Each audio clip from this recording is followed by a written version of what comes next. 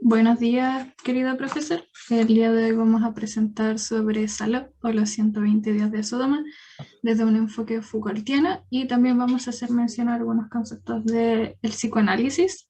Somos Alejandra Araya, Natalia Flores y Camila González.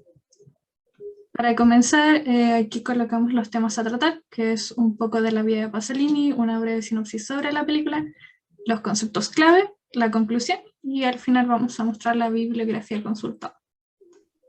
Nos interesa mostrar un poco de la vida de Pier Paolo Pasolini porque, como dice Pierre Sorland en su libro Sociología del Cine, la ideología no es simplemente una pantalla. El análisis de las producciones ideológicas, especialmente de películas, no puede dejar a un lado ni lo que se ignora ni lo que se revela. Y en ese sentido nos parece importante mencionar que Pasolini nació durante el régimen fascista de Mussolini, eh, fue un escritor y director de cine. Su hermano murió en la Segunda Guerra Mundial, su papá tenía un carácter autoritario, eh, y, y él básicamente creció en esta sociedad fascista y menciona en algunos momentos de su vida eh, que le parecía que era la única como sociedad en la que se podía imaginar vivir, porque era la única que había vivido, pero le parecía terrible que todo lo que le interesaba sobre la cultura estaba prohibido. Eh, Murió a un poco antes del estreno de Saló. Y eso.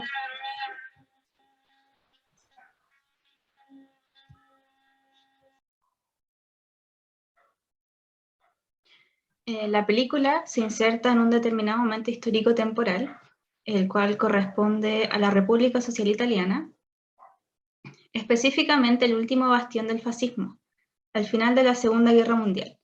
La película se sitúa en la lejanía de una villa ubicada al norte de Italia. Son 18 jóvenes, 9 mujeres y 9 hombres, los cuales son elegidos y secuestrados por 4 sujetos representantes del poder.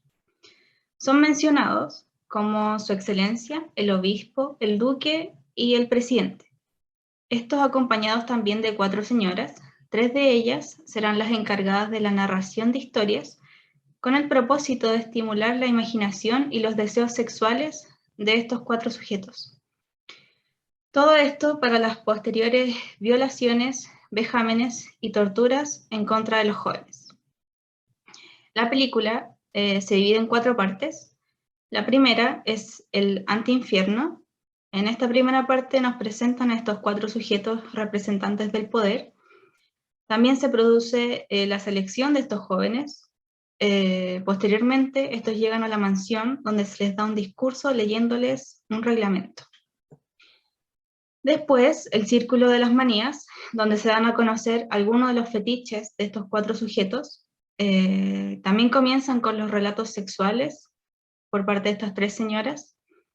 Y esta cuarta señora se dedica a tocar instrumentos, específicamente el piano y el acordeón. Después comienza el Círculo de la Mierda. Aquí inician con las prácticas de parafilia, específicamente con expresiones corporales.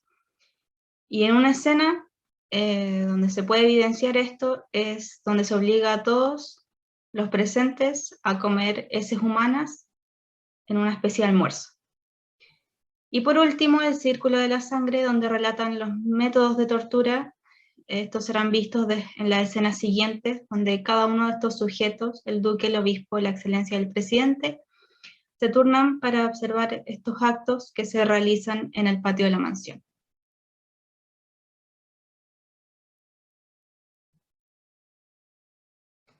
Como primer concepto clave, mencionamos el goce, la pulsión y el placer. Para eso revisamos un texto llamado El goce, la pulsión de muerte en la obra Sala de Pasolini, una revisión psicoanalítica. Y aquí se menciona una frase que es muy importante a la hora de analizar esta película también desde nuestra parte, que habla acerca de las grandes guerras y dice: acciones como las grandes guerras demuestran desde Freud que cuando la ética cede ante la pulsión, se puede llegar a actuar como los arcaicos. Los instintos animales se transforman en pulsiones humanas bajo la influencia de la realidad externa. Se entiende pulsión desde la biología como una amenaza a la vida misma, un pensamiento de muerte que impera. Y aquí también tiene cabida el masoquismo en cuanto al placer, el displacer, porque se entiende desde la sociedad como una perversión, pues no tiene como objetivo la búsqueda de placer. Alterna, o sea, atenta contra el equilibrio. Se supone que buscamos un goce, un nirvana, y sucede esto que encontró Freud, de que muchas veces el displacer se puede volver placentero, que es lo que sucede con el masoquismo y que se muestra que en la película cuando se obliga a gente a comer heces, cuando se les obliga a hacer situaciones que no quieren, cuando se ejerce violencia y poder contra quienes fueron aquí como reclutados y raptados. Analizando la película desde conceptos de Foucault, establecemos que el biopoder es el poder que se ejerce sobre los cuerpos. Cuando es sobre el cuerpo individual, da origen a las disciplinas, y cuando es cuerpo social, da origen a la biopolítica. Esta la podemos definir como un conjunto de estrategias orientadas a dirigir las relaciones para establecer una sociedad más administrable. Estas son estrategias dirigidas a lo largo del filme. Tenemos estos 4 personajes que se dan a sí mismos títulos de poder, que ya mencionamos antes. Aquí el poder se administra, se produce y se expresa en mecanismos de poder que realizan en la mansión sobre los cuerpos explotados de gente que fue raptada. Aquí cito un breve párrafo de Vigilar y Castigar. El cuerpo se encuentra aquí en situación de instrumento o de intermediario. Si se interviene sobre él encerrándolo o haciéndolo trabajar, es para privar al individuo de una libertad considerada a la vez como un derecho y un bien. El cuerpo, según esta penalidad, queda pendido en un sistema de coacción y de privación, de obligaciones y de prohibiciones.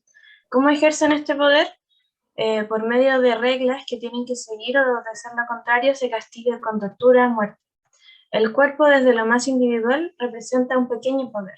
Esto es un micropoder que entra en relación con otros micropoderes, los cuales se manifiestan en diversos campos. Estos 4 hombres podrían ser relacionados con estos campos: poder político, poder social, poder económico, poder cultural. Es así como dentro de este lugar pulcro por fuera, ellos crean una mini sociedad, crean sus normas, contratos, convenios, diversas relaciones que involucran el cuerpo en sí mismo. Este biopoder disciplina los cuerpos para el goce y el placer de ellos mismos. Son sistemas encargados de moldear al individuo para integrarlo en la sociedad y convertirlo en este elemento útil, en este caso para el goce de los 4 hombres. Ya, también se puede vincular la película con conceptos como la disciplina y las normas. La modernidad requería del orden para alcanzar el progreso social. Es por eso que se establecen ciertas instituciones capaces de moldear a los sujetos. Dicho esto, se puede vincular específicamente con los 4 señores principales que simbolizan el poder en la película: el duque, el obispo, la excelencia del presidente, como los representantes del alto círculo de la burguesía, y también las diferentes formas de control que rigen a un pueblo. Es decir, es la ley encarnada en un sujeto. Foucault, en su texto Vigilar y Castigar, señala lo siguiente. En primer lugar, la escala de control. No estamos en el caso de tratar el cuerpo en masa, en líneas generales, como si fuera una unidad indisociable, sino de trabajarlo en sus partes, de ejercer sobre él una coerción débil, de asegurar presas al nivel mismo de la mecánica, movimientos, gestos, actitudes, rapidez, poder infinitesimal sobre el cuerpo activo.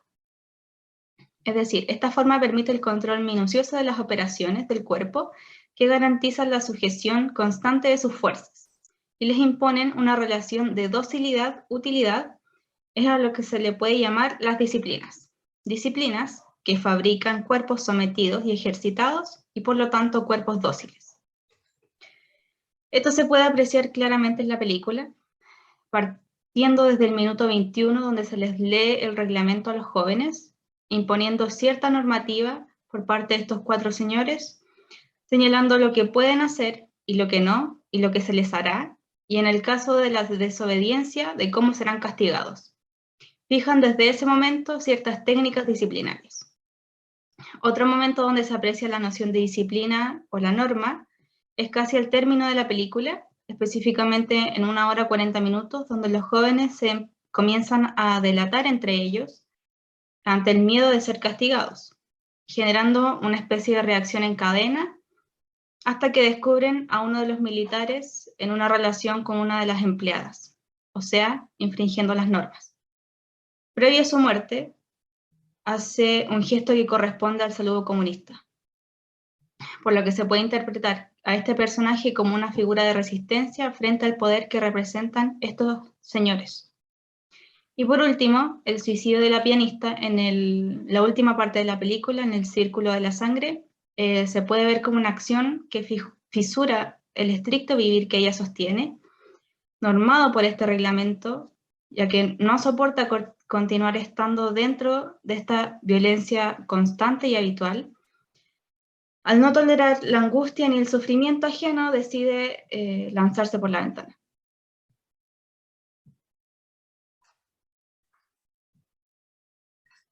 Bueno, concluimos que el filme es un claro reflejo del contexto en el que está situado. Está lleno de totalitarismo fascista. Saló muestra un exceso de poder sin límites y abusivo hacia los cuerpos. Muestra un espacio cerrado en donde se crea biopolítica, biopoder. Nos muestra que no hay naturalidad ante el poder. Es un resultado de interacciones humanas y de relaciones sociales. Es una gran obra cinematográfica que enfrenta directamente al ser humano. Es espantosa y a la vez guarda mucho significado en su discurso. Fue muy grato hacer un análisis de ella. Para finalizar, aquí está la bibliografía consultada, algunas citadas directamente y otras que nos ayudaron a realizar este análisis y a darle un sentido a este trabajo. Muchas gracias.